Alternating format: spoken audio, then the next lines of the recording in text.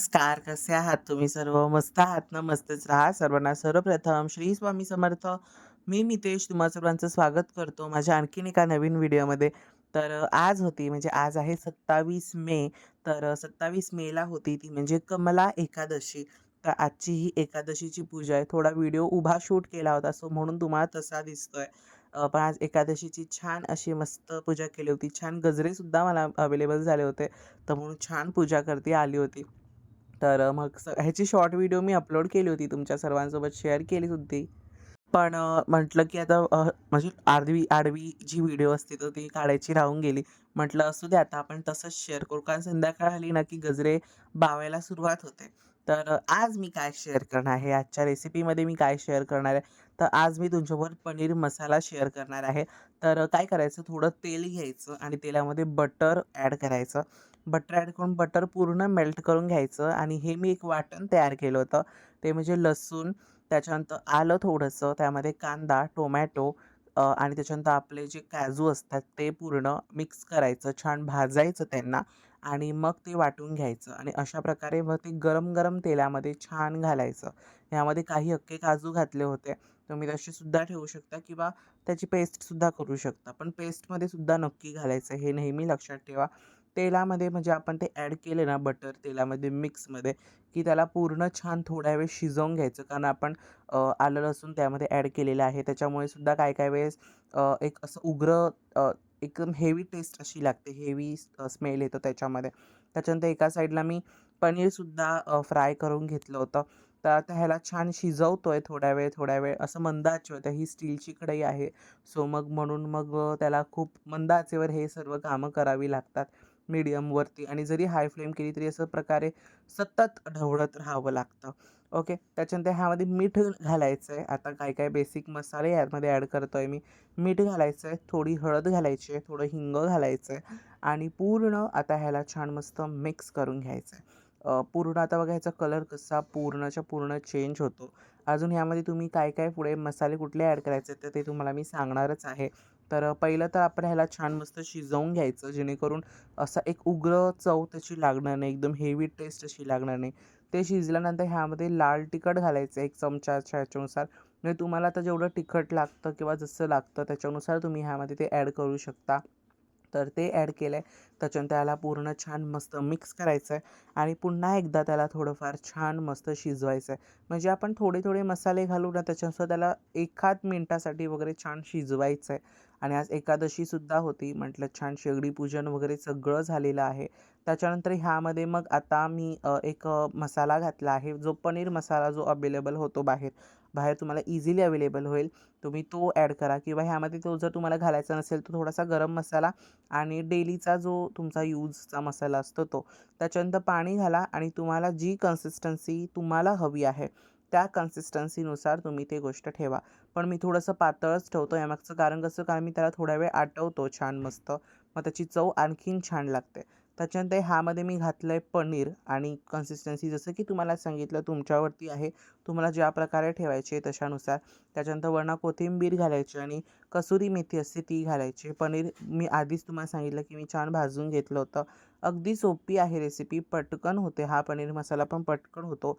त्याला अजिबात वेळ लागत नाही आणि त्याला थोडंफार छान शिजवून घ्या. एका साईडला मी भात ठेवला होता. अशा म्हणजे आपल्याकडे जेव्हा अशी काही कामं वगैरे असतात, तर त्यावेळेस आपण मल्टीटास्किंग असणं गरजेचं आहे. त्याच्यानंतर आपलं असं छान मस्त पनीर मसाला रेडी झालेला आहे. तुम्ही सर्वांनी एकदा नक्की ट्राय करा आणि मला कमेंट्समध्ये नक्की सांगा की कसा झाला आहे. जर तुम्हाला काही समजलं नसेल रेसिपीमध्ये तर मला कमेंट करा, मी नक्की उत्तर देईन. पण खूप छान होते रेसिपी आणि एकदम इन डिटेलमध्ये मी सांगितलेलंच आहे. सो कन्फ्युजन असं तुम्हा सर्वांना नाही येणार. नमस्कार, श्री स्वामी समर्थ. आता जसं की तुम्ही सर्वांनी पाहिलातच की छान असं मस्त मसाला पनीरची रेसिपी मी तुमच्या सर्वांसोबत शेअर केलेली आहे. आणि आज म्हटलं की छान रेसिपी सुद्धा शेअर करू. ह्याच्या आधीचे बरेच व्हिडिओज मध्ये सुद्धा मी रेसिपी तुमच्या सर्वांसोबत नेहमीप्रमाणे शेअर करत असतो. आणि इव्हन मला बरेच जण कमेंट सुद्धा करतात की नेहमी छान छान रेसिपी सुद्धा शेअर करत जा आणि काही काही छोट्या छोट्या गोष्टी सुद्धा शेअर करत जा. सो म्हणून मग मी ती आज मस्त मसाला पनीरची रेसिपी शेअर केली. खूप छान झाला आहे मसाला पनीर. तुम्ही सुद्धा नक्की एकदा ट्राय करा. तर आता हे पाठीमागे तुम्ही काय बघताय तर म्हणजे बघायला आलं तर तसं ते थोडंफार तुमच्या सर्वांसाठी काय-काय गोष्टी जुन्या झाल्या असतील.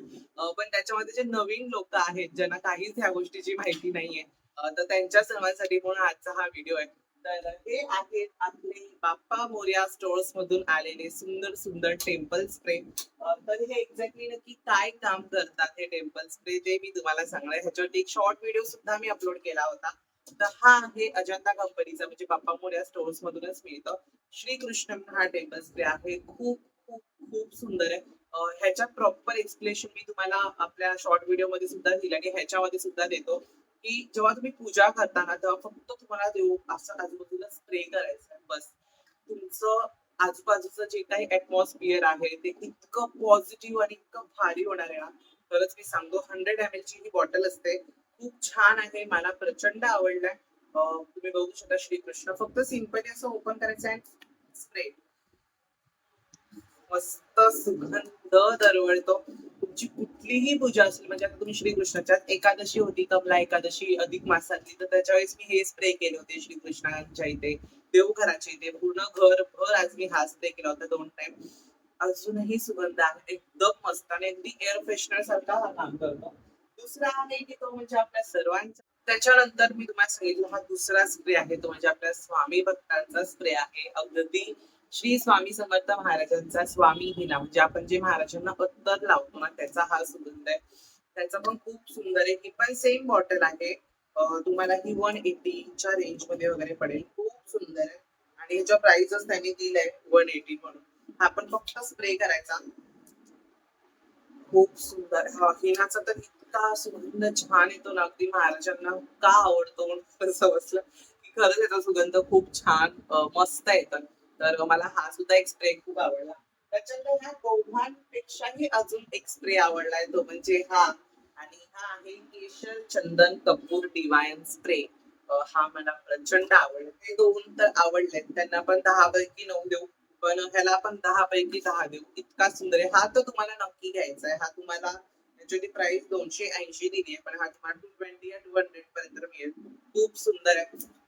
फक्त स्प्रे करायचं आणि स्प्रे केला असा सुगंध छान पसरतो ना, खरंच खूप भारी आहे. मला प्रचंड आवडलं आणि खास करून तर लक्ष्मी पूजेमध्ये किंवा अजून विष्णू सेवेमध्ये वगैरे तुम्ही हा स्प्रे यूज करू शकता. खूप छान आहे. तुम्ही एकदा मागवून बघा. बरेच जणांनी, काही-काही जणांनी मागवलं सुद्धा असेल. खरंच खूप छान आहे हा वाला आणि अजून बरेचसे स्प्रे त्यांच्याकडे अवेलेबल आहेत. पण मला जेवढे आवडले तेवढे मी घेतलेले आहेत. त्याच्यानंतर अजून एक मस्त वस्तू मी पितळाचीच खरेदी केलेली आहे, जी बरेच वर्ष माझ्याकडे आहे ऑलरेडी पितळामध्ये. पण असा अँटिक पीस मला कुठेही मिळाला नव्हता, जो मला त्यांच्याकडे मिळाला. तर ह्याच्यावरून तर तुम्हाला समजलं असेल, की ही गोष्ट काय आहे. तर मी तुम्हाला ओपन करून दाखवतो. माझी काय अधिक मासातली पितळाची खरेदी काय बंद होणार नाहीये असं मला वाटतंय. अजून नवीन-नवीन गोष्टी आपल्यापर्यंत येणार आहेत, पोहोचणार आहेत. ते हळू-हळू तुम्हाला व्हिडिओज थ्रू नक्कीच समजत जाईल. तर काय आहे ही गोष्ट समोरून आता तुम्हाला दाखवलीच आहे, त्याच्यात काहीच अर्थ नाही. पण ही ही ज्याच्यात मी घेतली ना, तर ही छोटी साईज आहे. एक सेकंड मी ह्याला पहिले जॉइन करतो छान. म्हणजे ते तुमच्यापर्यंत पुन्हा दाखवायला मला बरं पडेल. तर मी घेतलाय सुंदर असा छान मस्त आपला हळदी कुंकवाचा करंडा. तर हा जो करंडा आहे ना, मी त्यांच्याकडे 3 साईज आहेत. एक ह्याच्यापेक्षा छोटा आहे, ही मीडियम आहे आणि ह्याच्यापेक्षा एक लार्ज साईज त्यांच्याकडे अवेलेबल आहे. पण मी ही साईज घेतली कारण माझ्या देवघर अकॉर्डिंग किंवा माझ्या आईला यूज करण्यासाठी किंवा मला दररोजच्या देवपूजेसाठी यूज करण्यासाठी खूप परफेक्ट वाटला. ह्याच्यापेक्षा जो मोठा असेल तर एक तर प्रॉब्लेम काय होतो मोठा करंडा असल्यावरती की आपण पूर्ण भरून-भरून काढतो. जरी आपण ठरवलं, की मी कमी काढणार आहे, मी कमी काढणार आहे. तरी सुद्धा आपण भरून काढतो आणि मग काही वेळेस ते असे ओले हात लागून किंवा तांदूळ मग त्यातले खराब होतात, औषधा जे आपण ठेवतो, गंध खराब होतो. त्याच्याने मग पूर्ण अख्खा करंडाच खराब होतो. सो म्हणून मग विचार केला, की आपण मीडियम साइजमध्ये घेऊ. उगाच मोठा घेऊन काही अर्थ नाही आणि ह्याच्यावरचा हा जो मोर आहे ना, तो सुद्धा खूप सुंदर आहे. मला प्रचंड आवडला आणि अगदी सिंपल आहे छान. आपण इझिली सुद्धा पटकन क्लीन करू शकतो. सिंपली अशा प्रकारे आपण घासला, स्वच्छ केला. त्याच्यावरती पण काय एवढी जास्त अशी डिझाइन नाहीये. अगदी प्लेन आहे, छान. कुठेही जास्त अशी जशी समयांवरती आपल्या डिझाइन आहे, अशी तशी डिझाइन नाही. सगळीकडे प्लेनच डिझाइन आहे. आणि खूप छान आहे. त्याचा जो मोराचं काम बघा तुम्ही केलंय, खूप भारी केलंय आणि बऱ्यापैकी हेवी सुद्धा आहे.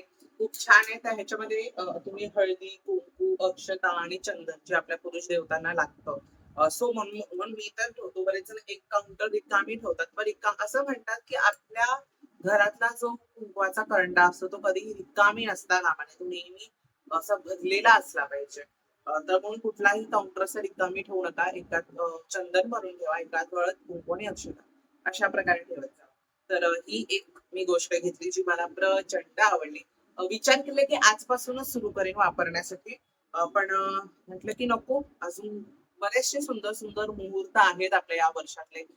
त्याच्या पुढे पण आपण काही ना काहीतरी घेणारच आहोत. पण जोपर्यंत आता ही आहे गोष्ट तर छान असं कुठला तरी मुहूर्त बघू आणि त्या मुहूर्ताला याचं आपण छान उद्घाटन करू. मला प्रचंड आवडलाय. तुम्हाला आवडलाय की नाही मला कमेंट्समध्ये नक्की सांगा. आणि प्रश्न राहिला प्राईसचा. तर हे तुम्हाला बाप्पा मोरया स्टोअरचा कॉन्टॅक्ट नंबर मी देणारच आहे. त्यांना कॉन्टॅक्ट करू शकता. ह्याच्यासाठी सुद्धा तुम्हाला कॉन्टॅक्ट करावा लागेल. कारण ह्याच्यावर प्राईस त्यांनी दिली आहे एवढ्याशा करंड्याची ₹550 ह्याची प्राईस आहे. तर तुम्हाला हवा असेल हा करंडा दादा कमी करतात अमाउंट डोंट वरी. कमी होणारे आहे अमाउंट म्हणजे जी छापे दिली आहे 550 तुम्हाला त्याच अमाउंटनी नाही मिळणार. थोडी कमी होणारी अमाउंट दादांना नक्की विचारा. खूप छान आहे करंडा आणि ह्याची जी डिपनेस आहे ना म्हणजे खोलगट आहे ना तो पण बऱ्यापैकी छान. सो म्हणून मी हा तुम्हाला रेकमेंड करतोय. खूप भारी आहे. तुम्ही नक्की घ्या. ओके. तर असा होता आजचा आपला व्हिडिओ. तर आज एकादशीची पूजा सुद्धा तुम्ही सर्वांनी नक्की पाहिली असेल. थोडंसं केसांचा अवतार माझा वेगळा झालाय. ओके. ती गोष्ट वेगळी आहे. पण हे तुम्हाला स्प्रे आणि आपला हा सुंदर असा पुन्हा एकदा अधिक मासातली केलेली पितळाची शॉपिंग तुम्हाला सर्वांना कशी वाटली? मला कमेंट्समध्ये नक्की सांगा. मला ना एक कमेंट आली होती, की "तू किती सामान घेतो? किती वस्तू घेतो? एवढ्या वस्तूंचं नंतर करतो काय? काय होतं? जे एवढं पितळाच्या तो काय-काय वस्तू घेतो? वाट्या, प्लेट्स काय-काय?" तर मला त्यांना एक गोष्ट सांगायची, की पितळाची गोष्ट सोन्या-चांदीप्रमाणेच आहे. जर तुम्ही त्याच्यात सोन्यामध्ये जशी माणसं इन्व्हेस्ट करतात, तसं बऱ्याच जण पितळामध्ये इन्व्हेस्ट करावंसं वाटतं. आताच्या काळात पितळ सुद्धा ₹1300-1400 किलोच्या रेटने किंवा अ, कसं असेल, आता मला एक्झॅक्टली आठवत नाही. मी विचारलं होतं. त्या रेट्सनी जातं, विकलं जातं किंवा बरेच ठिकाणी तेवढ्या किलोच्या भावाने सुद्धा वस्तू विकल्या जातात. तर मला प्रचंड पितळाच्या गोष्टी आवडतात. सो म्हणून मग मी बाय करतो. असं नाहीये, की आपण सोन्याच्या वस्तू घेत नाही वगैरे. आपल्याकडे त्या गोष्टी सुद्धा असतात. पण देवपूजेसाठी किंवा देवांसाठी सोन्यापेक्षा पितळेचं सामान जास्त चांगलं मानलं जातं किंवा धातू तो चांगला मानला जातो. सो मग म्हणून आपण तेच वस्तू घेत असतो. म्हणून हा करंडा सुद्धा आपण चांदीमध्ये तुम्ही बनवून घेऊ शकता. पण एवढा हेवी, एवढा तुम्ही जर आत्ताच्या काळात 2026 मध्ये जर तुम्ही बनवायला जाल, तर तुमच्या हातात 5-1 लाख तरी आरामात पैसे. जरी हा बऱ्यापैकी हेवी आहे, छान आहे.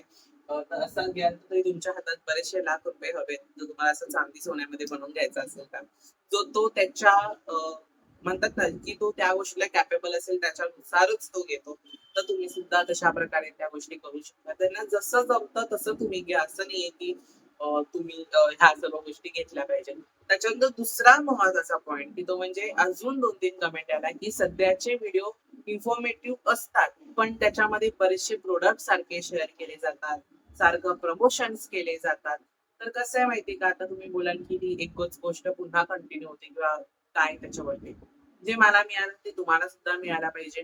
आता जी माझ्यापर्यंत चांगली गोष्ट पोहोचली, ती तुमच्यापर्यंत पोहोचली पाहिजे. बघा, असं नाही की मी जे काही विकत घेतो तेच तुम्हाला कंटिन्यूअसली दाखवलं. आता बऱ्याचशा गोष्टी काय-काय मी घेतल्या नवीन, पण मी तेच सारखं-सारखं तुम्हाला दाखवलं किंवा तीच गोष्ट दाखवली असं नाही. जे मला वाटलं, जे मला चांगलं मिळालं, ते मी तुमच्या सर्वांसोबत शेअर केलं. तशा बऱ्याचशा वस्तू मी नेहमीच घेत असतो देवपूजेसाठी. त्या गोष्टी मी तुमच्या सर्वांसोबत नाही शेअर करत. कारण मला वाटतं की प्रत्येक गोष्ट आपण शेअर नाही करा. पण जे पर्सनली मनापासून आपल्या सर्वांना ज्या गोष्टी आवडतात, त्याच मी शेअर करतो. त्याच्यानंतर बरेचसे काय-काय मी आता वस्तू घेतल्या. श्रीकृष्णाचे वस्त्र म्हणा, काय म्हणा, सगळं घेतलेलं आहे. पण ती गोष्ट आताच्या ह्याला घडीला पण मी तुम्हाला दाखवू शकलो असतो. पण मी तुम्हाला दाखवली नाही. त्याचं मागचं कारण नाही तसं आहे. ओके. चला आजचा व्हिडिओ तुम्हाला सर्वांना आवडला असेल तर व्हिडिओला लाईक करा, शेअर करा आणि सबस्क्राईब करा. पुन्हा भेटूयात अशा उद्याच्या एका नवीन व्हिडिओमध्ये. तोपर्यंत सर्वांना बाय. सर्वांना श्री स्वामी समर्थ.